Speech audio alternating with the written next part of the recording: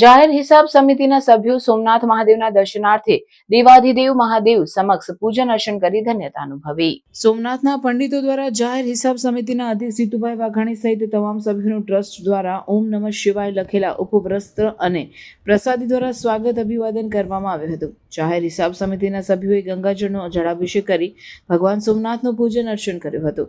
જ્યારે હિસાબ સમિતિના અધ્યક્ષ જીતુભાઈ વાઘાણી અને સભ્યોએ મંદિર પરિસરમાં આવેલ હમીરજી ગોહિલની ગાંભીએ નમન કરી તેમની શહાદતનું સ્મરણ કર્યું હતું. તેમજ ગણપતિ અને હનુમાનજી મહારાજના પણ દર્શન કર્યા હતા. આ તકે અધ્યક્ષ જીતુભાઈ વાઘાણીએ જણાવ્યું હતું કે જાહેર વહીવટમાં નાણાકીય શિસ્ત જળવાય એ માટે જાહેર હિસાબ સમિતિ કટિબદ્ધ છે. ગુજરાતની જાહેર હિસાબ સમિતિ સમગ્ર દેશમાં છેલ્લા 2 વર્ષમાં વધુ કાર્ય કરનારી સમિતિ બની છે. જાહેર હિસાબ સમિતિ સમક્ષ રજૂ થયેલા 5000થી વધુ પારાઓનું વિશદ અભ્યાસ કરી તેનો નિકાલ થાય તે દિશામાં કાર્ય કર્યું છે. આજે ભગવાનના દર્શન કર્યા છે. ભગવાનના ચરણોમાં પ્રાર્થના કરીએ. વસુધૈવ કુટુંબની ભાવના સાથે નરેન્દ્રભાઈ કામ કરી રહ્યા છે. ત્યારે આદરણીય મોદીજીના નેતૃત્વની અંદર આપણો દેશ એ વિશ્વગુરુ બને. ભગવાન આદરણીય નરેન્દ્રભાઈને વધારે શક્તિ આપે.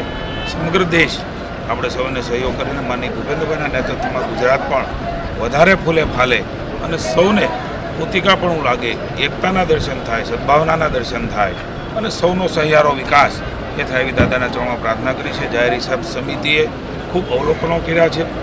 તમામ અહેવાલ માનનીય અધ્યક્ષ શ્રી શંકરભાઈ ચૌધરી અને ભૂપેન્દ્રભાઈ પટેલને પણ અમે આપવાના છીએ. રાજ્યના હિતમાં જાહેર હિસાબ સમિતિ એ નાણાકીય શિસ્ત જળવાય છે કેમ એમની તકેદારી રાખતો હોય છે, એમની તપાસ પણ કરતો હોય છે અને એ પહેલા સેટલ ડ્રોપ પણ કરતો હોય છે. અને અમને આનંદ છે કે સમગ્ર ટીમ સાથે મળીને રાજ્યના વિકાસની અંદર આ કમિટી મહત્વપૂર્ણ યોગદાન આપેલી છે. અમે 4 અહેવાલો પણ રજૂ કર્યા છે.